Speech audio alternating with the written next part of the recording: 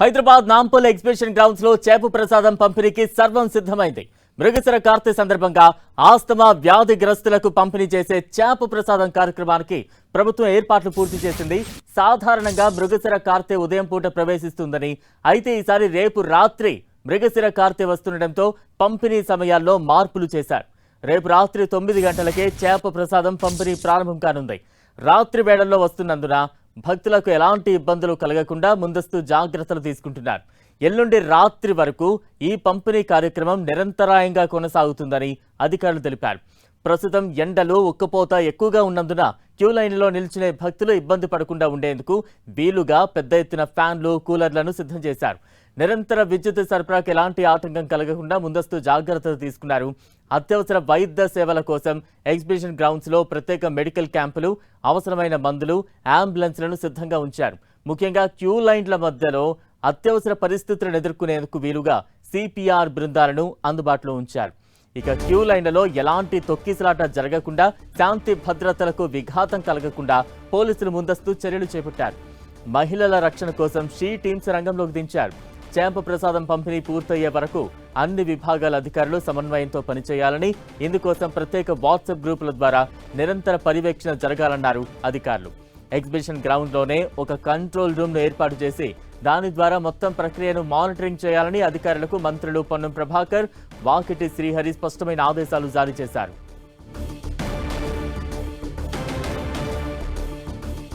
చేప ప్రసాదం పంపిణీకి సంబంధించి మరింత సమాచారం మా ప్రతినిధి రాముడు అందిస్తారు.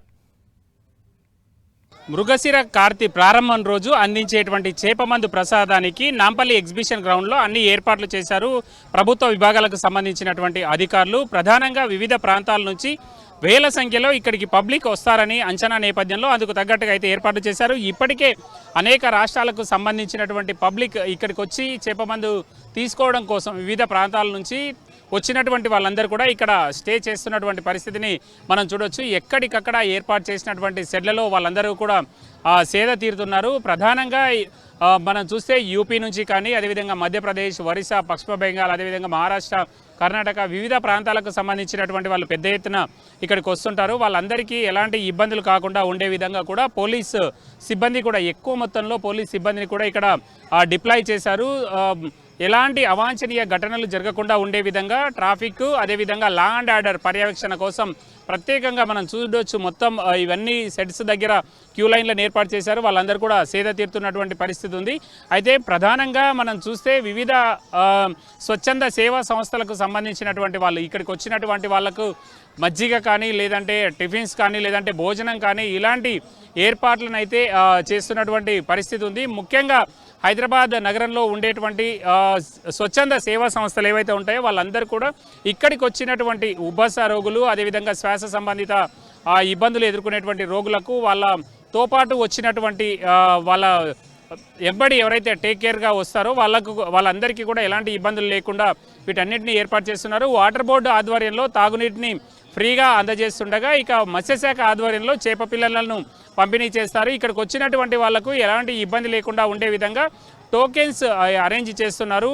వచ్చినటువంటి వాళ్ళు 40 రూపాయలు చెల్లించి టోకెన్ తీసుకోవాలి. ఆ తర్వాత క్యూ లైన్లలో నిలబడాలి. మత్స్యశాఖ సంబంధించినటువంటి సిబ్బంది వాళ్ళకి ఒక కొరమీను చేప పిల్లను అందజేస్తారు. ఆ తర్వాత వాళ్ళందరూ అక్కడికి వెళ్ళి లైన్లో చేప ప్రసాదాన్ని తీసుకుంటున్నారు.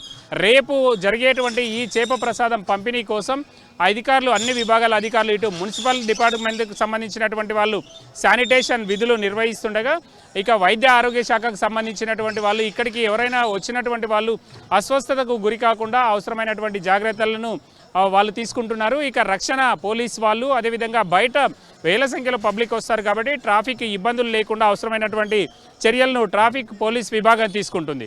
ఇక మొత్తంగా చూసినప్పుడు వివిధ ప్రాంతాల నుంచి ఆర్టీసీ బస్సులను కూడా ఆర్టీసీ ప్రత్యేకంగా నడుపుతుంది. ఇక్కడికి వచ్చేటువంటి పబ్లిక్ ఎవరు ఇబ్బందులు పడకుండా ఉండేందుకోసం అవసరమైనటువంటి జాగ్రత్తలను, అవసరమైనటువంటి చర్యలను ఆర్టీసీ తీసుకుంటుంది. ఇక మెట్రో కూడా ప్రత్యేకంగా ఏర్పాట్లు చేయనుంది. ఇక్కడ ఉండేటువంటి మెట్రో స్టేషన్లకు నాంపల్లి, అదేవిధంగా గాంధీ భవన్ మెట్రో స్టేషన్కు ఉండేటువంటి రద్దీ ఆధారంగా మెట్రో అవసరమైనటువంటి జాగ్రత్తలను మెట్రో అధికారులు తీసుకొని ఉన్నారు. ఈ విధంగా అన్ని విభాగాల సమన్వయంతో రేపు జరిగేటువంటి చేప మందు పంపిణీ కార్యక్రమానికి అయితే మాత్రం నాంపల్లి ఎగ్జిబిషన్ గ్రౌండ్ వద్ద అన్ని ఏర్పాట్లను వివిధ విభాగాలకు సంబంధించినటువంటి అధికారులు అందరూ పూర్తి చేశారు. అవసరమైనటువంటి జాగ్రత్తలను అయితే తీసుకుంటున్నారు. అయితే వేల సంఖ్యలో వచ్చేటువంటి పబ్లిక్ను నియంత్రించడం కోసం అవసరమైనటువంటి క్యూ లైన్లను ఏర్పాటు చేశారు. అదేవిధంగా బత్తిన కుటుంబానికి సంబంధించినటువంటి సభ్యులతో పాటు అక్కడ పనిచేసేటువంటి వాలంటీర్లందరూ కూడా చేపమందు ప్రసాదాన్ని రేపు ప్రారంభించిన తర్వాత వాళ్ళందరికీ అందజేసే విధంగా అన్ని ఏర్పాట్లు అయితే మాత్రం నాంపల్లి ఎగ్జిబిషన్ గ్రౌండ్లో కంప్లీట్ అయ్యాయి.